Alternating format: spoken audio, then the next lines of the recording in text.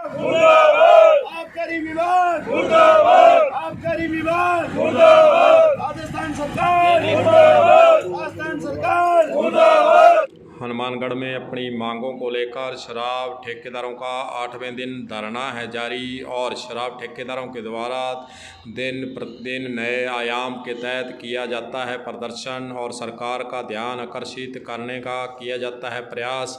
आज ठेकेदारों के द्वारा शराब की बोतलों को तोड़कर जताया गया है विरोध और सरकार को बताया गया है कि हम इस प्रकार शराब को बेचने की बजाय तोड़कर करेंगे विरोध और सरकार को भी हानि होगी। यहाँ एक और ठेकेदार को तो हानि हो ही रही है, वहीं दूसरी ओर ठेकेदारों की परेशानी को सरकार समझे। हनुमानगढ़ ज़िले के शराब के ठेकेदार 8-10 रोज से धरने पे बैठे हैं। यहाँ अंग्रेजी विदेशी शराब की जो आबकारी की नीति है उसके विरोध में जो आरएमएल शराब नहीं बिक रही है ठेकेदारों की, उसके लिए इकट्ठे हुए हैं कि उसकी जो गारंटी है वो कम की जाए। और सरकार की जो ये नीति है, इस नीति के आधार पे कोई ठेकेदार इस शराब को बेच नहीं पाएगा, क्योंकि इसकी गारंटी शराब की इतनी रख दी गई है।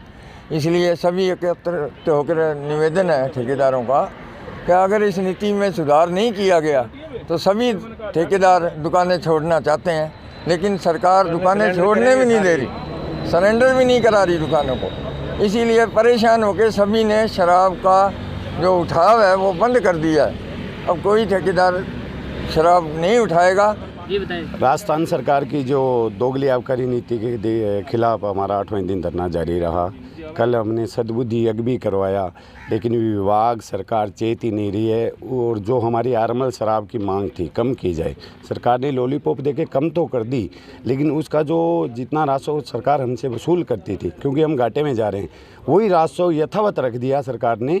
और शराब जो आरएमएल की जगह 40 यूपी 50 यूपी का उठाव करवा दिया। उससे क्या ये शराब बढ़ गई है, जो पेटियां हैं वो बढ़ गई थी, क्योंकि उसके एक्साइज ड्यूटी ज़्यादा थी आरएमएल की। इस वजह से शराब तो बिक तो आगे ही नहीं रही है।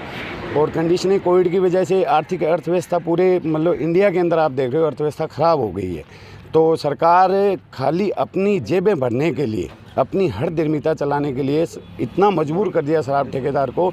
आज उसके विरोध में हमने आपके सामने शराब की बोतलें भी तोड़ी है। आज तक कभी देखा आपने भी शराब ठेकेदार शराब की बोतलें खुद तोड़ रहा है। तो सरकार की हर निर्मिता को झुकाने के लिए मैंने कल भी चेतावनी दी थी। मैं आज फिर इस मंच के माध्यम से समस्त शराब व्यवसायियों के माध्यम से मैं ये चेतावनी दे रहा हूँ सरकार को, अगर सरकार नहीं जागी तो सरकार चुनने वाले भी हम हैं और गिराने वाले भी हम हैं।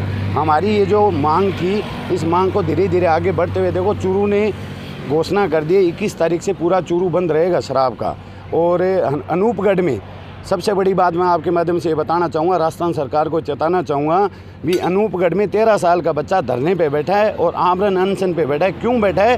क्योंकि उसके जो परिवारजन वाले हैं वो शराब व्यवसायी हैं और उनकी कंडीशन इतनी ख़राब हो गई है कि जब वो घर पे जाते हैं, बच्चा कोई बात करना चाहता है तो शराब व्यवसायी गले में मतलब फांस डाल के मतलब इस तरह की कंडीशनें आ गई है। तो बच्चा भी बेबस होकर आमरण अनशन पे शराब व्यवसायियों के साथ बैठा है। मेरी सरकार से विनम्र आग्रह है कि आप हमारी मांगें मानो और हमें इस कंडीशन में जिंदा रहने दो कि हम व्यवसाय कर पाएँ, वरना शराब अगर हम जिंदा नहीं रहे तो सरकार भी जिंदा नहीं रहेगी। धन्यवाद। जय हिंद, जय भारत। आपका धरना चल रहा है, लेकिन दूसरे जिलों के अंदर अभी तक जो धरने के संबंध में कोई खबरें नहीं आ रही। नहीं जी, बिल्कुल अनूपगढ़ में धरना चालू है जी। नागौर में भी धरना 2 दिन चालू रहा था।